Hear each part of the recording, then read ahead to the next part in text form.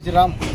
आज विश्व हिंदू परिषद बजरंग दल मंचर प्रखंडाच्या वतीनं छत्रपती संभाजीनगर या ठिकाणी असणाऱ्या क्रूरकर्मी औरंगजेबाची कबर या शासनाने काढून टाकण्यासाठी निवेदन देण्यात आलेले आहे। प्राथमिक स्वरूपात संघटनेनं पूर्ण महाराष्ट्रामध्ये आवाहन केलं आहे की शासनाच्या वतीनं या औरंगजेबाची कबर पूर्ण महाराष्ट्रातच नव्हे तर पूर्ण भारतात कुठेही होऊ नये किंवा ती असणारी कबर आहे ती लवकरात लवकर काढून टाकावी असं कायदेशीर निवेदन आज बजरंग दलाच्या वतीने देण्यात आलेलं आहे।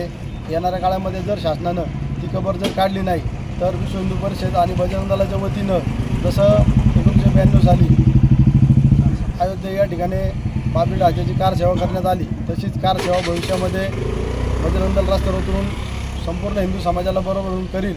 जर शासनानं या आज दिलेल्या निवेदनावरती लवकरात लवकर कारवाई केली नाही तर पुढील काळामध्ये पूर्ण हिंदू समाज आणि बजरंग दलाच्या वतीनं ही कारसेवा नक्की करण्यात येईल। जय श्रीराम।